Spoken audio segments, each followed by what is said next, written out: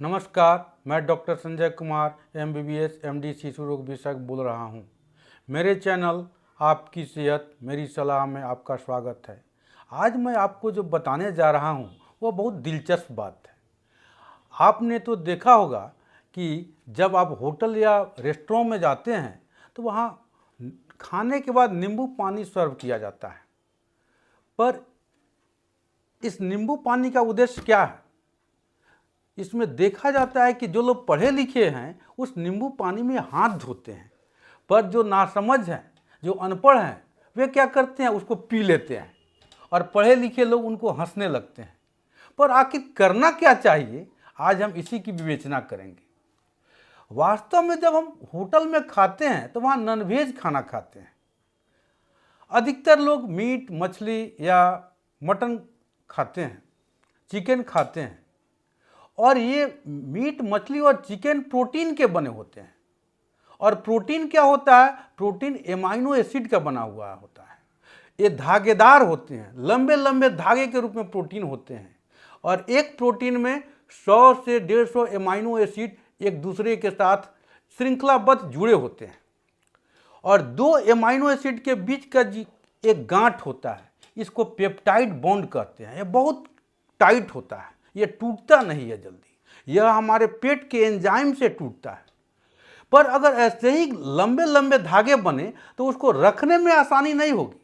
पर प्रकृति चाहती है कि हम ऐसा करें कि इसको छोटे छोटे जगह में रख दें। इसलिए इस लंबे धागों के दूर दूर के प्रोटीन को फिर घुमाकर फिर जोड़ता है प्रकृति। और इस जब दो दूर के अमीनो एसिड एक दूसरे से जुड़ते हैं तो वह हाइड्रोजन बॉन्ड बनता है, और हाइड्रोजन बॉन्ड उतने टाइट नहीं होते हैं, ये एसिड से टूटते हैं। इसलिए जब हम प्रोटीन खाते हैं, प्रोटीन का खाना खाते हैं, जब नॉनवेज खाना खाते हैं तो शरीर क्या करता है कि हमें इनको तोड़ता है, इस प्रोटीन के लंबे लंबे धागों को तोड़ता है, हाइड्रोजन बॉन्ड को तोड़ता है, पेप्टाइड का जो गांठ है उसको तोड़ता है। और जब एक एक एमाइनो एसिड बन जाता है तब जाकर वो हमारे शरीर में जाता है, तब खून उसको सोखता है। अगर ऐसा नहीं होगा तो वह हमारे मल में निकल जाएगा प्रोटीन, क्योंकि प्रोटीन को सोखने के लिए उसको एक एक अलग अलग एमाइनो एसिड चाहिए। लंबा नहीं चाहिए, बड़ा नहीं चाहिए, बड़ा चीज को सोख नहीं पाता है।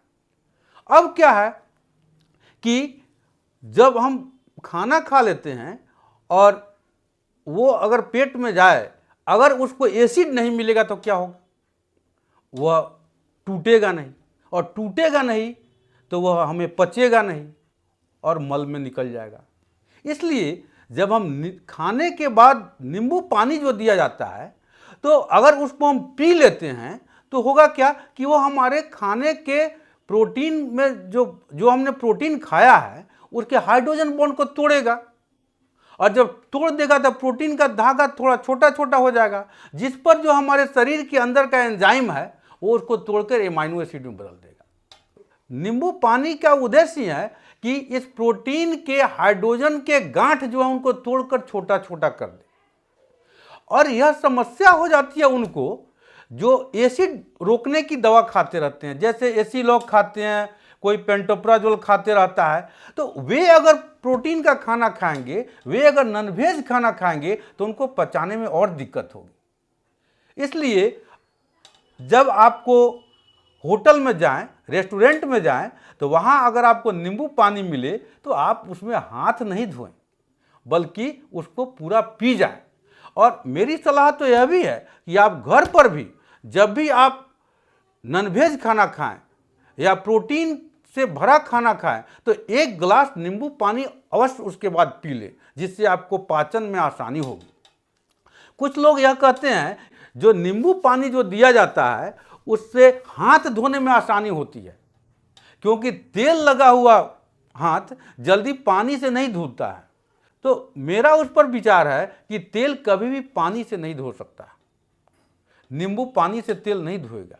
तेल, क्योंकि पानी और नींबू एक दूसरे से मिलते ही नहीं हैं, दोनों में 36 का आंकड़ा है। जहां पानी पर तेल डालिएगा तेल भाग जाएगा, या तेल पर पानी डालिएगा, पानी भाग जाएगा। इसलिए यह कहना कि उसको हम पानी से, नींबू के पानी से धो लेंगे हाथ, तेल लगा हुआ हाथ, यह सही नहीं होगा। दूसरा बात, कुछ लोग कहते हैं कि नहीं, नींबू में जो एसिड होता है, ascorbic acid, citric acid, malic acid, उससे तेल निकल जाता है। मेरा विचार है कि नींबू का एसिड या कोई भी एसिड तेल से रिएक्शन नहीं करता है, और तेल से रिएक्शन नहीं करेगा तो वह कभी निकलेगा नहीं।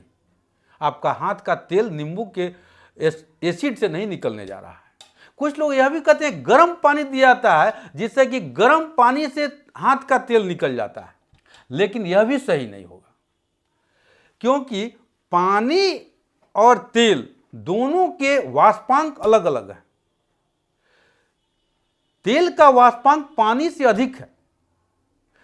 पानी 100 डिग्री सेंटीग्रेड पर वह वाष्प बन जाएगा, हाथ से निकल जाएगा, जबकि तेल को वाष्प बनने के लिए 200-300 डिग्री सेल्सियस लगता है। और जो हमको पानी, नींबू पानी दिया जाता है, उसमें क्या होता है, उसमें 40-50 डिग्री सेल्सियस उसका टेम्परेचर होता है। इससे न पानी हाथ से निकलेगा न तेल हाथ से निकलेगा। इसलिए यह सोचना कि गर्म पानी से हाथ का तेल निकल जाए, वह वैज्ञानिक नहीं होगा।